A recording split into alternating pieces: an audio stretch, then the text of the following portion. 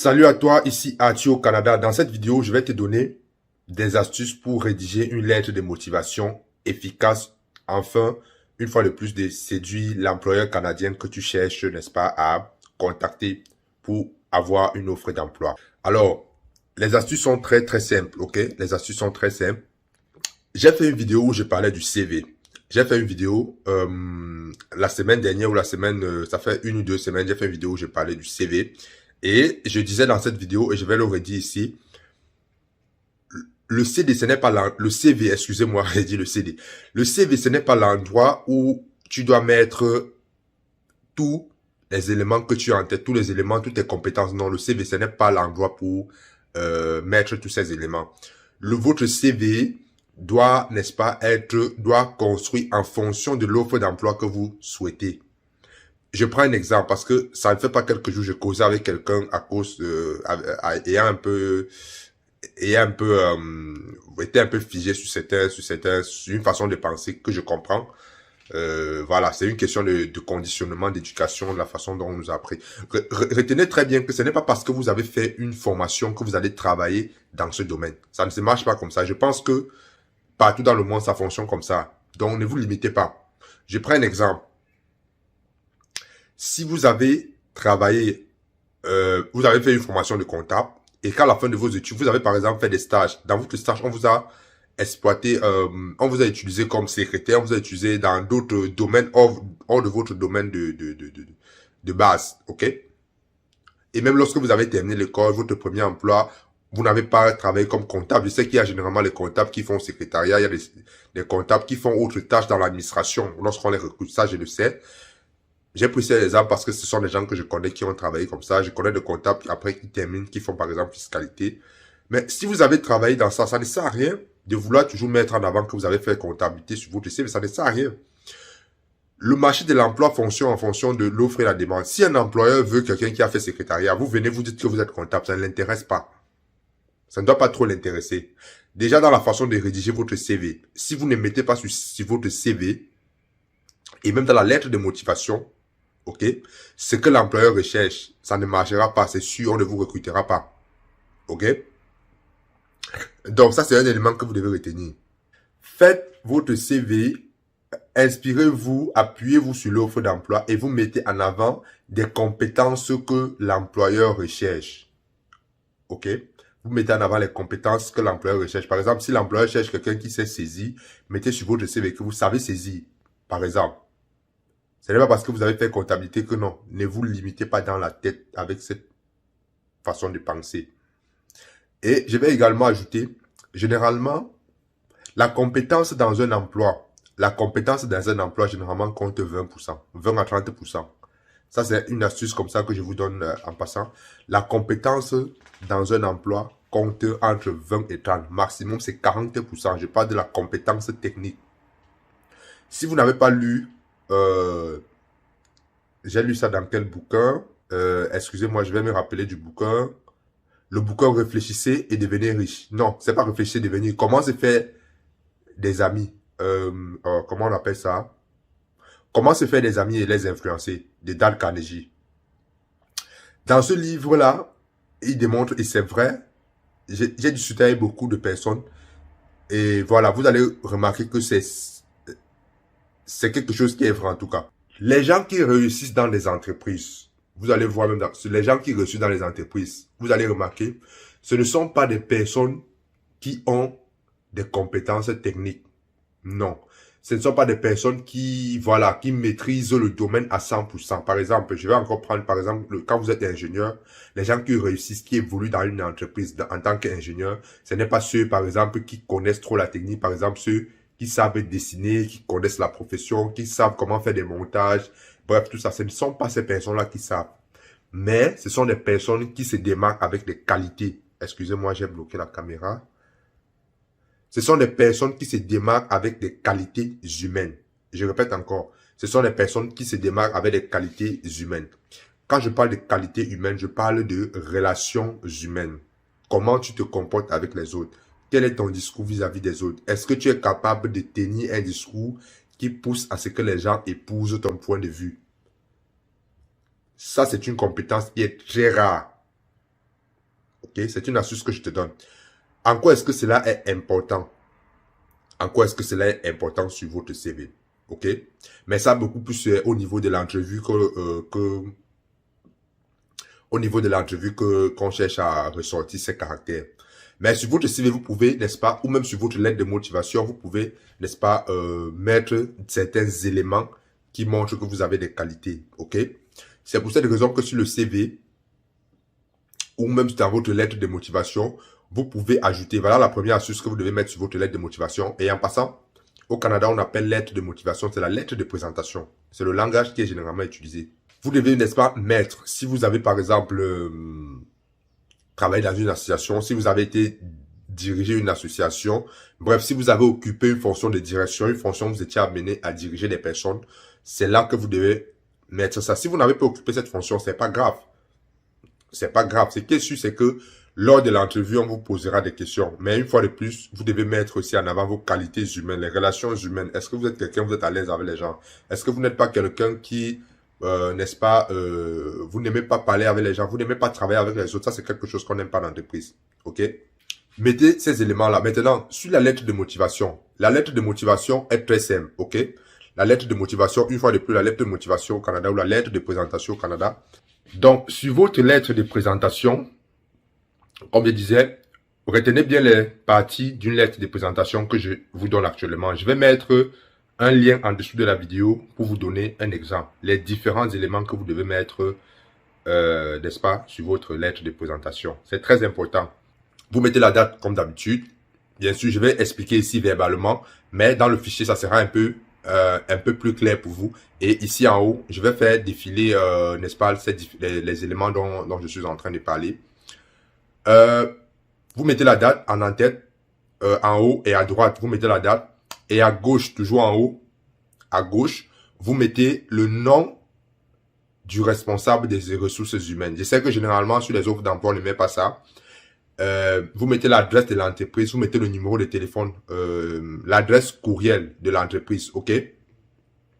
Si vous ne connaissez pas le nom de la personne qui est chargée du recrutement, vous mettez uniquement responsable des ressources humaines, point final. Si vous ne connaissez pas le nom, ça c'est ce qui est en haut et à gauche. Maintenant, en objet, vous mettez poste 2, ok? Vous mettez poste 2 ou bien candidature au poste 2, vous voyez un peu ce que je dis?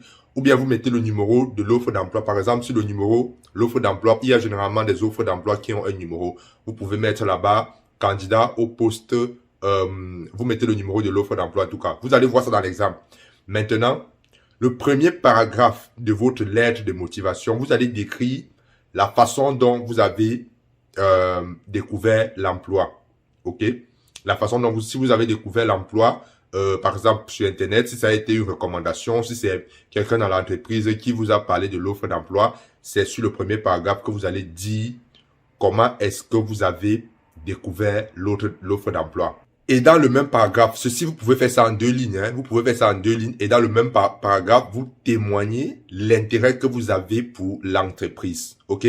Premier paragraphe, vous dites comment est-ce que vous avez découvert l'entreprise, comment est-ce que vous avez entendu parler de l'entreprise ou de l'offre d'emploi. Ça peut être sur un site internet, ça peut être par un contact direct, quelqu'un qui travaille, ou une personne interposée, ou un ami, ou ça peut être via les journaux. OK? Et vous témoignez également de votre intérêt à travailler pour l'entreprise. Ça, c'est le premier paragraphe. Dans le deuxième paragraphe, OK? Dans le deuxième paragraphe.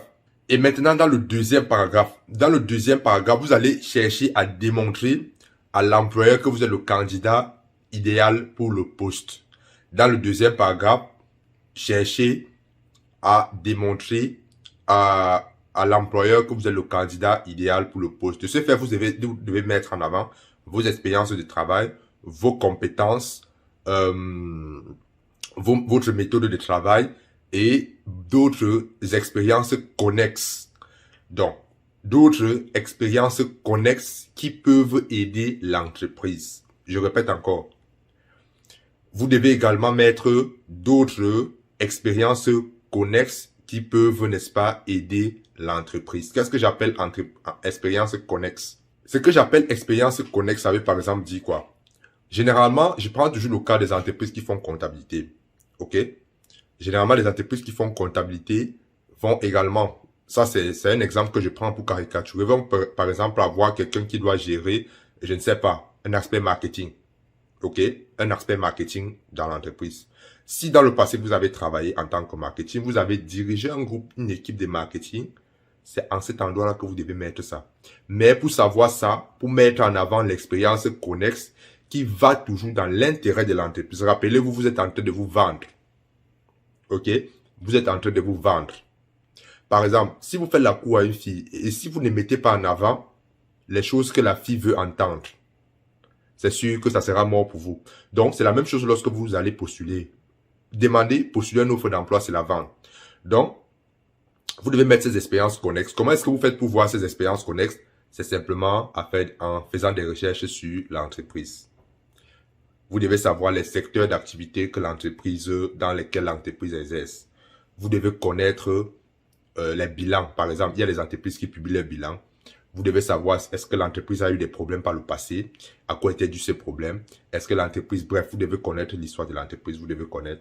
Et en fonction de ça, si vous savez par exemple que l'entreprise recherche un comptable et c'est là que vous postulez, et à côté de ça, vous savez également que l'entreprise est en train de lancer un nouveau produit, il doit falloir communiquer, il doit falloir faire du marketing, alors vous pouvez mettre cet aspect-là sur votre lettre de présentation. Voilà une astuce comme ça que je te donne, mon cher ami. Vous mettez ça sur votre lettre de présentation. Ça, c'est au deuxième paragraphe. Deuxième paragraphe, cherchez à démontrer à l'employeur que vous êtes le candidat idéal pour le poste. Bien sûr, il y aura l'entrevue. Hein. Il y aura l'entrevue. Si vous souhaitez que je fasse une vidéo sur comment passer l'entrevue, déjà, je vais vous donner un aspect de l'entrevue au Canada. Je vais vous donner ça un peu à la fin de la vidéo. Je vais vous donner ça. Excusez-moi. Je n'ai pas toujours eu le temps de faire cette vidéo la semaine passée, donc je fais ça pour terminer avec. Vous êtes nombreux, vous m'avez posé cette question-là. Maintenant, on est dans le deuxième paragraphe. Maintenant, au troisième paragraphe, qu'est-ce que vous devez mettre dans le troisième paragraphe? Bien sûr, ceci, vous devez faire ça, à moins que vous ayez, n'est-ce pas, 10 ans, 20 ans d'expérience. Hein. Le CV, c'est quelque chose qui prend 3-4 paragraphes maximum. OK? Bien sûr, vous pouvez, si vous êtes créatif, vous pouvez aller, mais mettez toujours les compétences, n'est-ce pas, qui vont dans le sens de l'employeur. Troisième paragraphe, qu'est-ce qu'on met dans le troisième paragraphe? Dans le troisième paragraphe, vous devez insister sur vos qualités. Vous devez également insister sur vos petits points forts. Qu'est-ce que j'entends sur vos petits points forts? Par exemple, si vous avez dirigé, par exemple, une équipe, comme j'ai dit, de marketing, vous devez mettre ça là-bas. Si vous avez fait des stages et des formations pour vous perfectionner à l'étranger, c'est là-bas que vous devez mettre ça. Si vous avez, par exemple, fait des œuvres, vous avez, par exemple, travaillé en tant que bénévole, et quelles sont les qualités que vous avez eues après cette expérience, c'est là-bas que vous devez mettre ça. Troisième paragraphe, insistez sur vos points forts. OK? Le quatrième paragraphe est consacré à la conclusion. OK? Et ici, vous devez carrément, de façon expresse, exprimer votre disponibilité à passer une entrevue. OK? Vous devez exprimer votre disponibilité à passer une entrevue. Voilà ce que je ne veux pas entrer dans les détails parce qu'il y a des gens qui veulent qu'on mâche tout, on les donne, on mâche tout, on les donne. Tout ce que je vais vous donner là, je vais résumer ça dans un fichier. Chacun, vous allez télécharger et vous allez vous inspirer de ces étapes pour, n'est-ce pas, faire votre lettre de présentation. Maintenant, à la fin, vous mettez votre nom, n'est-ce pas, votre adresse, votre numéro de téléphone, votre courriel, vous mettez et vous signez. Si vous envoyez par email, ça ne vaut pas la peine de signer. Vous mettez votre nom, vos adresses et vous envoyez. OK? Adresse, numéro de téléphone, courriel, vous mettez ça à la fin et vous envoyez. Donc, maintenant, l'astuce que je voulais vous donner par rapport aux entrevues, comme je l'ai dit dans ma dernière vidéo, ne mentez pas sur votre CV. Ne mentez pas sur votre lettre de présentation. Ne mentez pas. Soyez sincère sur tout ce que vous dites. OK? Parce que lors de l'entrevue, cela va se savoir. D'accord? Et vous devez savoir, l'entrevue, c'est quelque chose qui se prépare. Ne cherchez pas à réinventer la roue. L'entrevue, c'est quelque chose qui se prépare. Il y a, n'est-ce pas, des standards des entrevues. Et je peux vous assurer que les fois où j'ai passé des entrevues, je me suis préparé, mais je suis arrivé, les choses ne se sont pas toujours passées comme j'avais prévu. OK? Donc, à un moment donné, il faut être créatif. L'astuce que je voulais vous donner aussi, c'est quoi? C'est, premièrement, soyez sincère sur votre CV. OK? Et lors de l'entrevue, lorsqu'on vous pose une question, vous ne savez pas. OK? Si vous n'avez vraiment pas une réponse, ne cherchez pas à mentir. Ne cherchez pas à bégayer. Dites simplement que vous n'avez pas de réponse. Vous allez prendre ça mal, mais il y a certains employeurs qui préfèrent un employé qui est sincère que quelqu'un qui va chercher à mentir, ou bien quelqu'un qui va chercher à faire semblant. Pourquoi je vous dis ça? J'ai passé une entrevue où on m'a posé une question. Je ne me rappelle plus de la question. Je ne me rappelle plus de la question. Qu'est-ce qu'on m'avait demandé? Bref, je ne me rappelle plus de la question. On m'a posé une question sur quelque chose. Voilà, je me rappelle. On m'a demandé, est-ce que j'ai déjà suivi un cours de sécurité? Vous savez, dans les entreprises, on parle souvent de sécurité, environnement, contrôle qualité. On m'a demandé si j'ai suivi. J'ai dit non. J'ai dit non, je n'ai jamais suivi ce cours. Mais le domaine dans lequel je postulais, j'ai dit, j'ai déjà travaillé là-dedans. On nous avait formé sur le tas, mais un cours à proprement dit, je n'ai pas suivi. Et vous savez quoi? J'ai eu le poste. J'ai eu le poste, ça remonte à quelques temps, et j'ai eu le poste. OK? Donc, lors de votre interview, l'astuce que je vais vous donner, à un moment donné, soyez sincère. Je ne veux pas dire que vous allez répondre à toutes les questions, parce qu'il y a des questions où si vous répondez de cette façon, ça sera mort pour vous. OK? J'ai beaucoup de choses à vous dire. Mettez dans les commentaires et voilà, j'espère que vous avez aimé la vidéo. Si vous avez aimé la vidéo, partagez-la. Et une fois de plus, vous aurez le lien dans la description de la vidéo où je vous résume toutes ces étapes d'une lettre de présentation au format canadien. Je te souhaite beaucoup de chance dans ta démarche pour trouver un emploi au Canada. Et si tu veux aller plus loin avec des astuces pour, n'est-ce pas, trouver un emploi au Canada à partir de l'étranger, il y a un lien en dessous de la vidéo où je parle de comment trouver un emploi au Canada de A à Z. Je vous donne, n'est-ce pas, les sites publics, les sites privés, mes propres sites que, n'est-ce pas, j'ai utilisés. Les sites au Canada qui cherchent des gens qui travaillent à l'étranger, mais c'est pas dans les grandes villes, c'est dans des régions reculées que j'ai bien sûr spécifié. Et je vous donne également le nom des personnes à contacter qui vont vous aider dans cette démarche. Je parle des emplois, je parle comment postuler un emploi, comment contacter un employeur, comment passer une entrevue, déjà même le langage que vous devez utiliser, parce que c'est pas le même langage quand vous êtes à l'étranger au Canada. Et si vous exprimez un langage que l'employeur canadien comprend, ça veut dire qu'il sait déjà que vous êtes intéressé, vous vous intéressez au Canada. Ok, c'est comme ça des astuces que je vous donne. Bref, j'ai fait une formation complète dans laquelle je partage toutes ces expériences. Si vous êtes intéressé, vous cliquez sur le lien en dessous de la vidéo et vous prenez simplement la formation. C'est un livre, mais il y a des vidéos explicatives où je vous explique les détails, par exemple, comment le permis de travail, comment postuler un permis de travail, comment entrer en contact avec un employeur, comment faire le suivi de sa lettre, comment faire le suivi de sa demande d'emploi, parce qu'il ne suffit pas juste d'envoyer et rester tranquille, ça ne marche pas comme ça. Bref, tous les détails dans la description. Je suis Arthur au Canada, ça m'a fait plaisir de partager cette vidéo avec toi. Allez, ciao!